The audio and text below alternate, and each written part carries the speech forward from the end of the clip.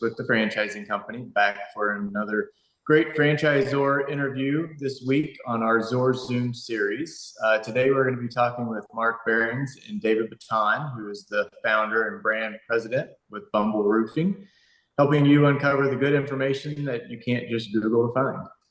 And before we start, you can find more great interviews like this one on the Find a Franchise section of our website or on our YouTube channel. All socials are at thefranchisingcompany.com. And we interview a different franchise every week. So be sure to hit the subscribe button so you don't miss any. All right. And after we finish up here today, if you have interest in learning more about Bumble Roofing and or seeing if your territory is available, send me a text to 270-215-2844. All right, let's do it. So as we said, today's guests are Mark and David with Bumble Roofing. So I guess, Mark, if you don't mind, before we jump too far into this, do you mind just telling us a little bit about the parent company and who you guys are with? Yeah, so Bumble Roofing is part of 10 different franchise models that is under the umbrella of Empower Franchising. We're based in Richmond, Virginia. We have 8 different home service franchise models and 2 commercial models. The company actually dates back to about 1998. And the corporate entity was formed in 2005. And today, Empower Franchising has about 1,500 territories in operation, close to 700 different franchisees around the United States and some international.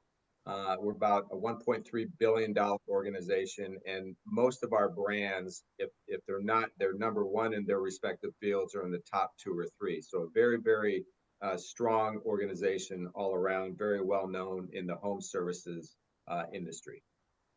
It's impressive, and we are definitely huge fans of Empower and what they provide to their franchise owners. We've had a lot of successful franchise owners within Empower, so definitely big fans. I guess if you don't mind, just to take us to the next level, can you give us your 30-second elevator speech, so to speak, about Bumble? David, you're Yeah, I'll hop in if you'd like. Mark doesn't, although he knows a lot, definitely doesn't know as much as I do about Bumble. So Bumble Roofing is really my concept of modernizing the roofing industry. When I was looking at my next move in the home service space, I wanted to find a trade that was really stuck in the past.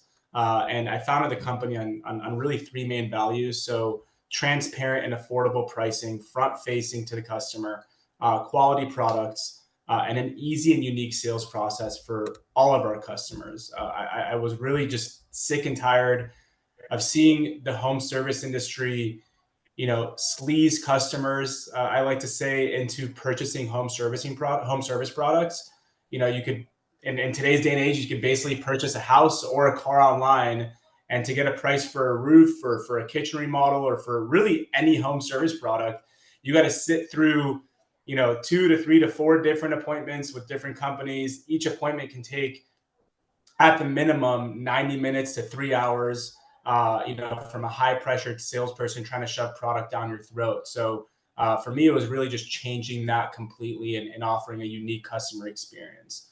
The name Bumble comes from our love for bees. So for every roof that we replace, our company-owned location donates to a nonprofit to help save our bees who are on the path to extinction. What? I didn't know that. I didn't know that either. Interesting. Okay, well, let's talk about the competition then. So whenever I present Bumble, the very first thing I get is there's a lot out there. So tell me about what makes you guys different than all the other roofing franchises. Of course. So that's what makes it that's what makes it very exciting, right? Like when you're in an industry with tons of competition, especially in industry in the home service space, you can make slight changes that are going to make a huge impact on your business. And what I mean by that is the slight changes are how you service your clients, right? The unique customer experience a client gets. So with us, a customer can go online and receive an instant quote within seconds by answering a couple of questions through AI, through satellite measurements, and they'll receive a range of what their roof will cost them. Whereas with 90+% of our competition, they got to come out to the home. They got to meet with you face to face. Again, it's a high pressured sale and a high pressured sales environment.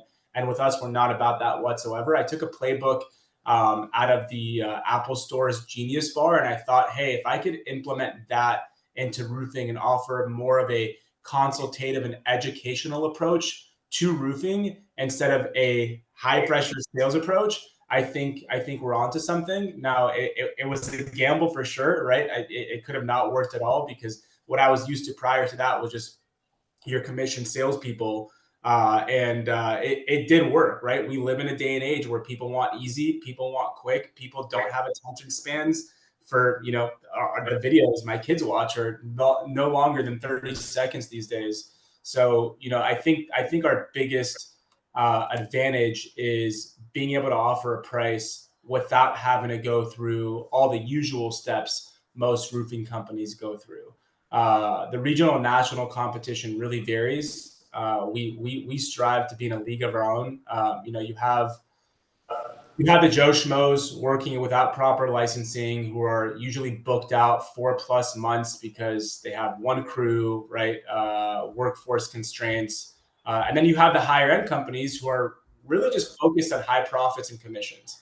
And for us, it's all about providing that unique customer experience and customer service. So we really want to make sure our customers have that amazing experience from start to finish. And the way that we do that and offer a consistent approach is we have no high pressure commission salespeople, and just like I mentioned, an honest consultative approach to purchasing roofing products. And I'm sorry I made you repeat it. I basically asked you the same thing you had just said, but so you hit on something that I always stress when I'm showing Bumble to our clients, is that this isn't that typical door knocking, storm chasing type. This is the marketing is directed towards people who need and want this service. So, and that has made a huge difference with a lot of the clients that we've talked to. Yeah, the client acquisition strategy is really based on marketing, not door knocking, not storm chasing. We actually build and manage the whole marketing process for our owners. Everything from creating and managing their Bumble website to their social media. If they want to do any kind of direct mail or advertising, we have those creative assets pretty in place, and we'll help them with their pay-per-click and SEO process as well. On the flip side, the other part of the client acquisition strategy is to get to know locally, key referral sources, people like real estate agents, home inspectors, property managers, and other trades that typically work in or around the roof, typically the attic, like HVAC, plumbers, pest control, insulation. People that are working in an attic are typically going to notice issues in that attic ceiling before the homeowner does, and they'll point it out to the homeowner, because typically if you're going into your attic, you're just popping in to pull something down, and you're not up there for an extended period of time. So incumbent to help that client acquisition is to build those local relationships and be their roofer of choice to come in and repair or replace the roof. Well, that makes sense. I hadn't thought of it that way, and that makes sense also with all the different Empower brands being able to layer and share. Gotcha. So going back to the marketing, I've always also told our clients, the marketing is so strong that it doesn't take you very long to have a booked business when you open your doors. Can you tell us about any success stories or proof of what I've been telling everyone? Yeah, so markets are definitely going to vary, right? Every market is going to be slightly different. We have a core of marketing strategies that we want to implement from day one. But there's certain markets where, for example, a Yelp may work very, very well, whereas nobody uses Yelp in those areas. Also, so we'll run an analysis prior to launch to make sure that certain channels will work. And unfortunately, even sometimes, right, we like to set expectations at the beginning. There are some channels that may have worked across 5 other locations that we get into this new market, it just doesn't work. And that's part of the support that we have at Empower Brands, right? We have our shared marketing support service. We just added on one more specialist specifically for Bumble that is analyzing that data every single day, every single week, every single month, quarter, et cetera, to make sure you meet your KPIs and you meet your goals. Marketing, again, is a lot different at Bumble than it is with most of your other roofing companies. Most roofing companies are storm chasers, they're door knockers, and they're chasing that business every single day. Now, not to say that door knocking is all bad, right? We still have some door knocking that we, implement in our sales and marketing strategy. But if you want to build a brand, if you want to build local brand recognition, you should not be going out there and chasing business and asking for business every single day, right? Door knocking, we live in a day and age, right? Nobody's waiting at their door for, David and Sons Roofing to show up and replace their roof. Somebody needs something, they're going on Google, they're going on Facebook, they're going on Yelp, they're asking a friend. They're not just sitting at their door waiting around. Nobody likes that type of sales atmosphere. And I think what we're doing by building a brand, which does take a little bit more time, by building a brand, you become that household name, and people now start remembering that name when it comes time to replacing or repairing their roof. That's awesome. So talk to us a little bit about the number of employees that is required to get started from day one.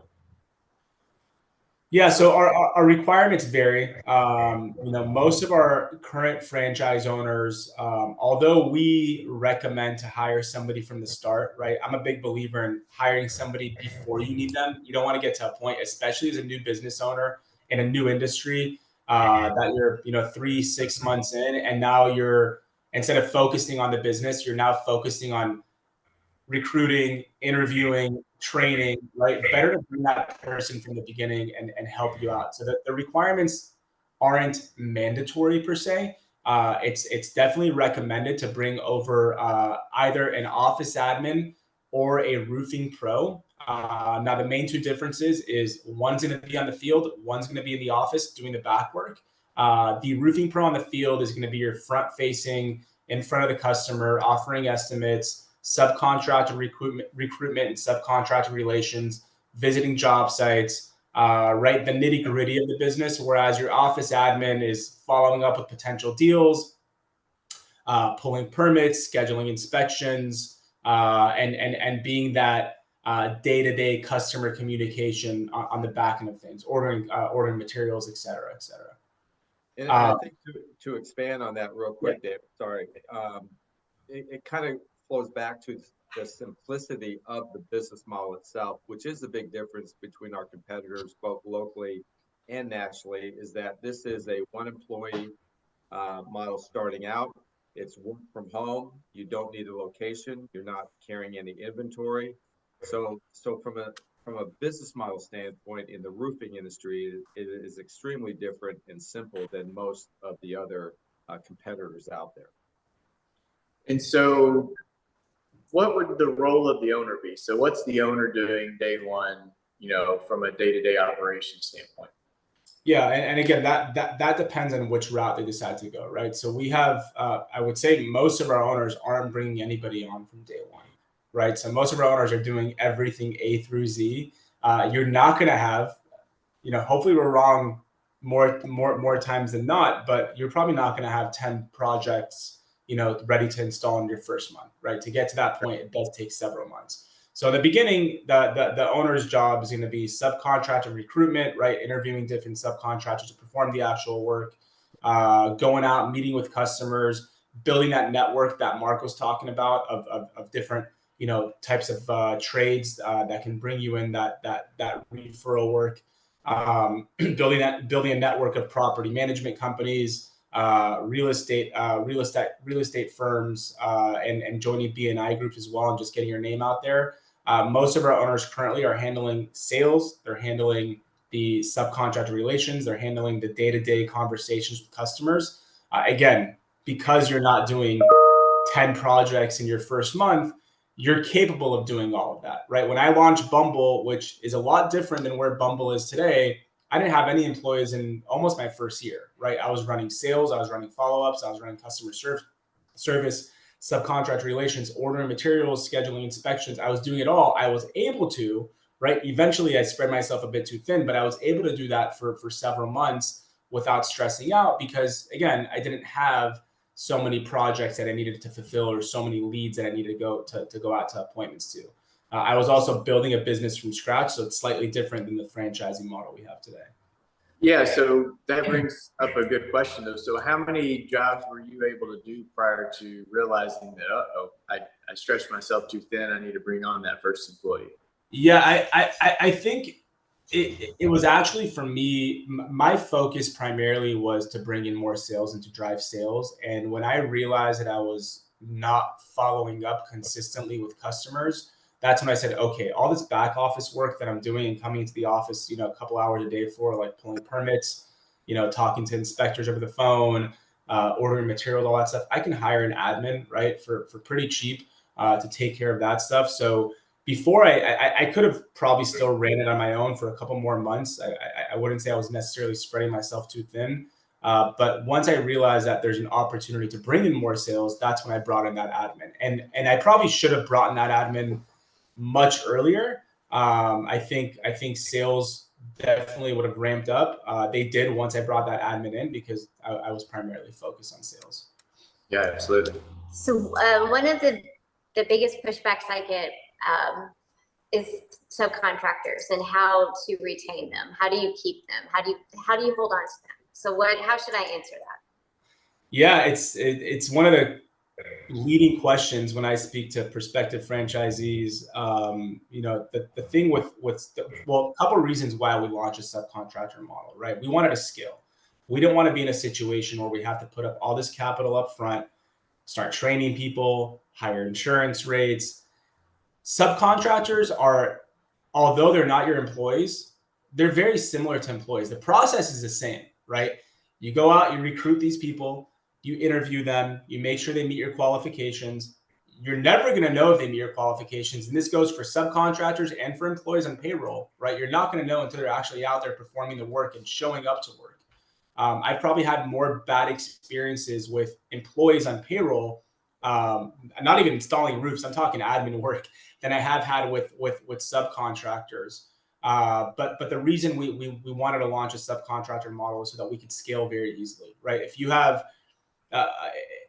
of a sudden go from 5 jobs a month to 20 jobs per month, it's very difficult and it requires a lot of capital, right? To bring in people, to bring in tools, to bring in trucks, all that stuff.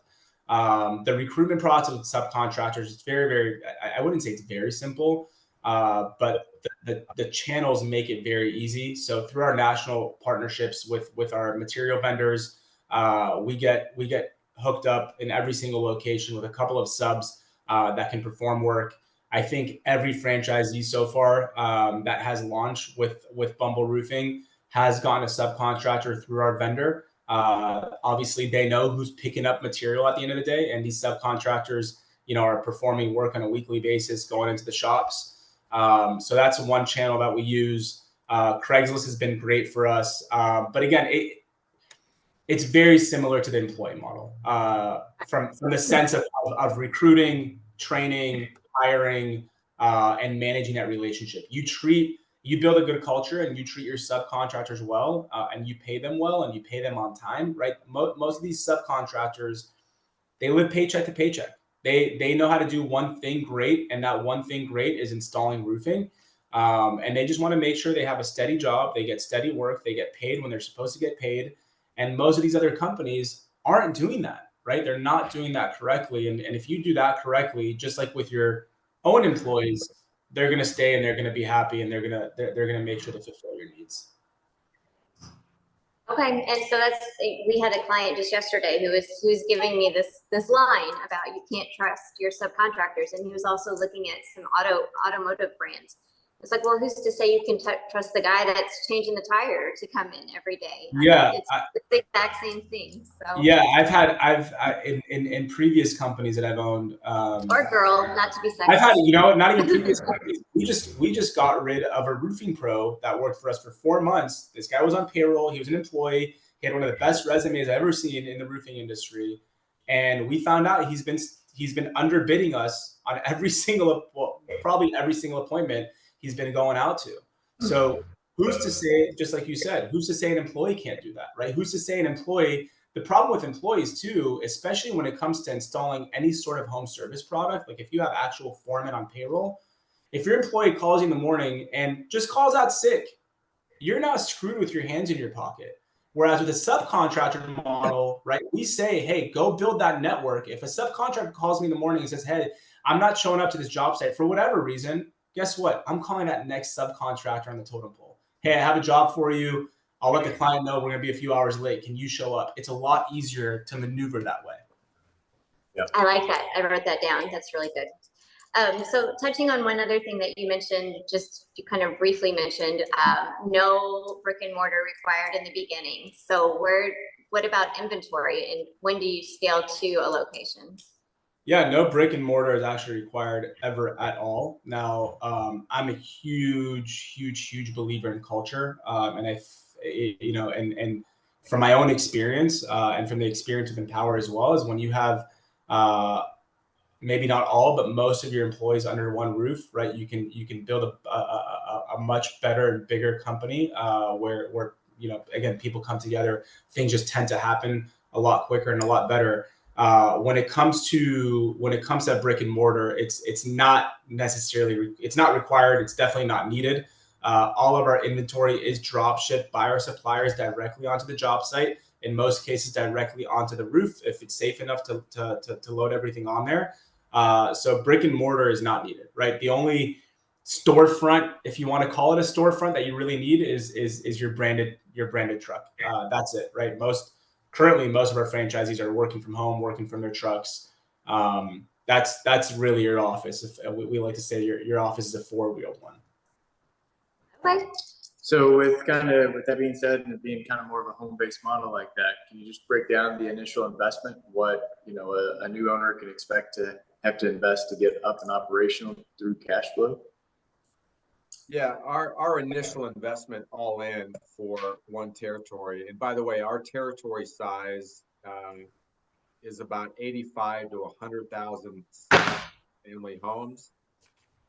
We're looking anywhere, give or take, on the area of the country, about 180 to 200,000 all in, including the franchise fee, the marketing costs, the vehicle, technology, marketing, everything.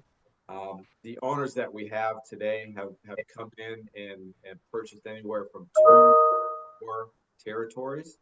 We do start discounting the $49,500 franchise fee for the second, third, and fourth. So if they are coming in to get a second or third one, the only real additional investment on that, let's call it 200,000, would be that discounted franchise. You can run 2 or 3 territories with one vehicle, the owner, and working from home. And so being more of go ahead. Yeah, I was saying one thing to add to that, which Mark did not mention, and I'm not going to mention any names, but compared to our competition in the space, we are double the amount of homes per territory. That's excellent. $10,000 less on the franchise fee. Correct. And with the model itself, you don't have a whole lot of overhead. So I would imagine that this is a cash flow friendly business, right? It's not something that you're going to take 2+ years to hit break even. Shouldn't it? Yeah, our forecasts, our break even point, and to within year one, you should see that break even point. It varies market by market, right? It varies owner by owner. But we're seeing, some of our first franchisees that have launched, we're seeing them completely crush their ramp up goals. Some have 3x the forecasts that we've put in place for them. And again, as you guys know, in franchising, it really depends on the work that you put in. You can put 3 franchisees in the same exact territory, and all 3 franchisees will bring you completely different numbers. I think, and what I tell all my franchisees is what got me successful, right? Yes, I may be creative, and I may have some dreams and goals in mind, but it's the hard work and determination that really that really makes you succeed in any industry. So we say the same thing to our franchisees: become a student of the industry. We're here behind you every step along the way. We're going to train you to make sure you can get out there and start selling roofing products and support you from every single level. But we can lead you to the water, as they say. We can't make you drink it, right? You got to be out there and put in the work every single day. And so how many locations do you currently have operating? So far 7, and 2 of which have launched very recently. So when I say very recently, in the last 2 weeks, not enough data over there to really say what's going on. But from the other 5, one of them launched beginning of March, the other one launched end of March, and the other 3 launched in the last 2 months or so, plus minus. All of them have started. 2 of them have completely exceeded, as I mentioned, their ramp up goals. All of the other ones are steadily reaching those the forecast that we built out and the performance that we built out. They're all selling roofs. They're going out to leads. They're installing roofs, and it's exciting. For me, it was as a franchisor and as an entrepreneur. When I built this thing and came to Empower Brands, I remember telling my CEO, Scott Zide, I said, once we have that first franchisee, it's going to bring a tear to my eye. But every level above that, seeing our first franchisee sell a roof, now seeing 5 of our franchisees sell a roof and install a roof and all these little things, it adds on and adds on and adds on. It's okay, wow, this thing actually works, right? It's amazing. Yep. It's exciting. Taking it a step further, what is the typical owner that we have brought on, right? Since October, we have signed 11 different owners. We've sold 34 territories. The age range is unique, 31 to 63. We've got 3 female owners in there. I would say the bulk, probably 8 or 9 of our owners come from the corporate world. Right, what they all have in common is really the ability to network and lead and manage people. That's really the commonality there. So this model is definitely something that is right for people that want to get into something where they don't need experience in the industry. We'll train them on that. They don't need sales or marketing. We've got that covered for them. It's really having that ability to network, not be afraid to get in front of people, and to be able to lead and manage a small team.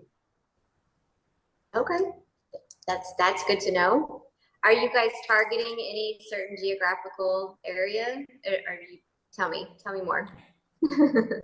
Yeah, I mean, any market for roofing is a great market, obviously. But when you look at some of the major, especially now, today, especially, right, what's going on in South Texas with tropical storms. So you got, Texas, Oklahoma, Missouri, Florida, the Gulf Coast, right, the Midwest, Denver, where there's hail. Pretty much any major weather event areas are high impact zones for us. But there isn't a market out there that isn't good. But when you throw in the weather issues that we have throughout the year, yes, those states are going to be very, very high target areas.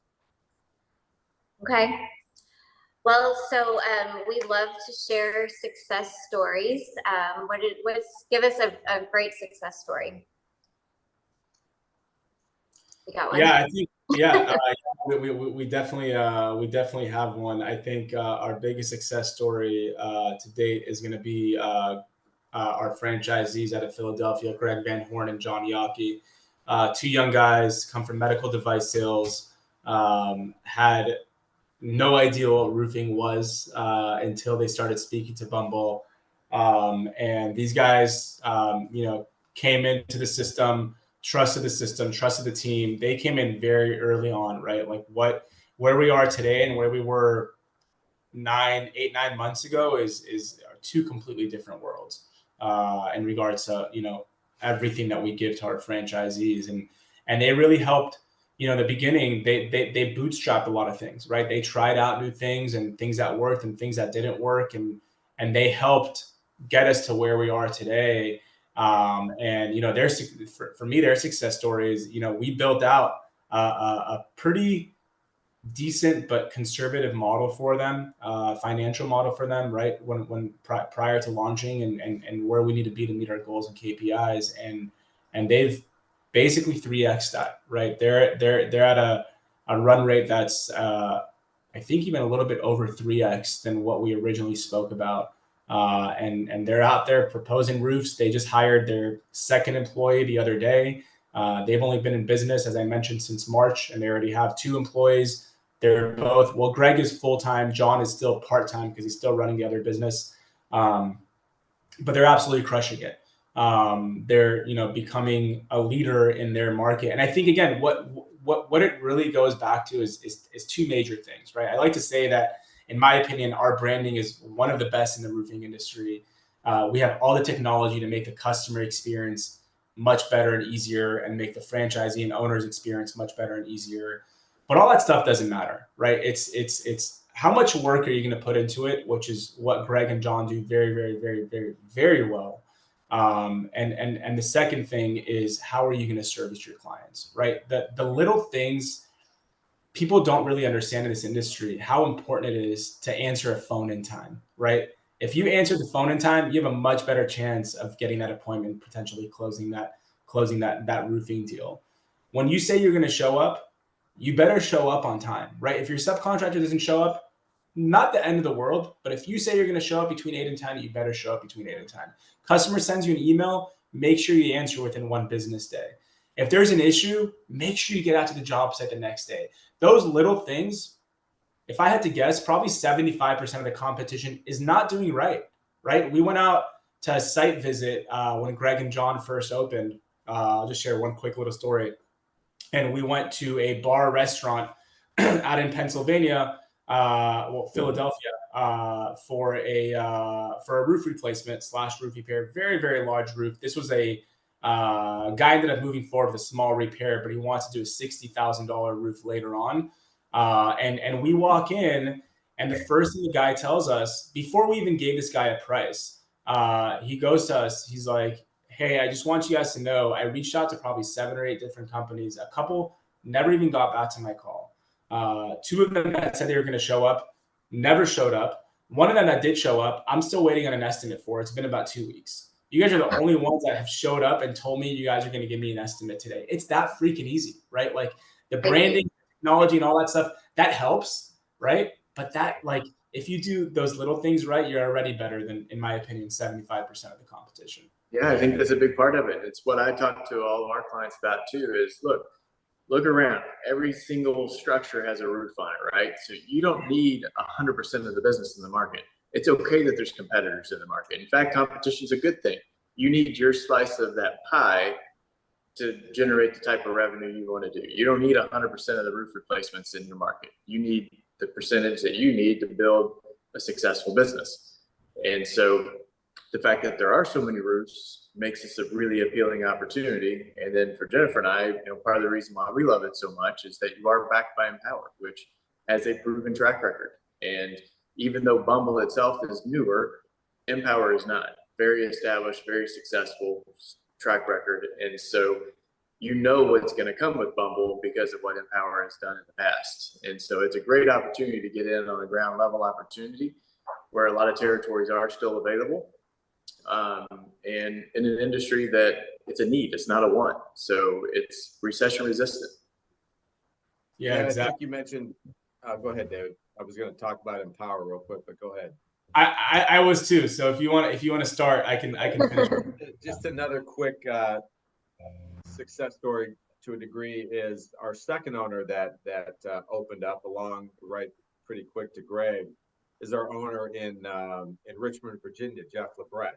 He owns 3 different Empower brands. He started out with Conserva Irrigation. He bought Koala Insulation last year, and then he bought Bumble Roofing at the end of last year. Really? And so if your candidates are looking to scale a business, they can do so with multiple territories with one brand, or they can get into other brands in multiple territories as well. And a lot of our brands are synergistic, right? So he bought Koala Insulation, which goes really well and hand in hand with roofing. So that's another unique option if people that you're talking to want to scale with more than one brand and one territory. We definitely believe and support that as well. Yeah, we talk often to clients about stacking opportunities, and the home services industry is a good way to really be able to do that. There's a lot of synergy, a lot of efficiencies that you can have. So definitely big fans. I guess, is there anything that we didn't ask or anything that we haven't covered that you think would be really important for, somebody that's watching this video to know about Bumble or the opportunity? Or I know you mentioned technology a couple of times. We talked about the AI a little bit about measuring the roofs, but is there anything else from a technology standpoint that you think would be important, just the tools that you have for a franchise owner? Yeah. Well, there's so many tools. We could spend an entire hour just talking about the different tools that we have technology wise and how we streamline the project management through these tools. The drones that we use and the software that we use in the drones to make sure we get accurate roof reports and inspection reports for our customers and for insurance companies. I think one of the most exciting things is, again, and this falls back to Empower, is the team that Empower has built there. So we have a great software and IT team. And what we're currently doing, and it's definitely in version 1.0 now, but we're building our own estimating software, right? So there's so many different estimating softwares out there for roofing, and I'm sure, as you know, for different home services. We decided to tackle our own roof replacement and roof repair estimating software, which makes it very, very simple for our franchisees to go out and easily produce a quote within 30 minutes or less. Obviously, some projects can take a little bit longer.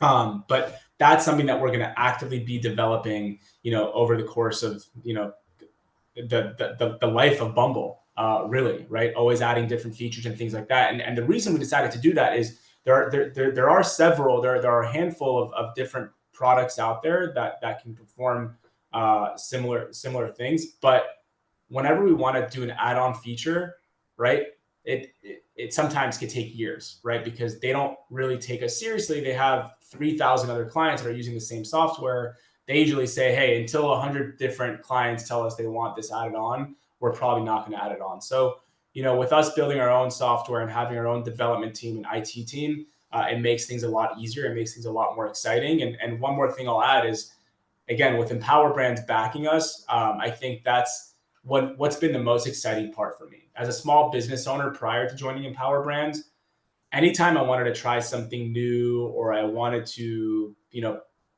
sign a contract for a new tool or try a new marketing strategy, I had to think twice, 3 times, and sometimes even 10 times, depending on what the cost was.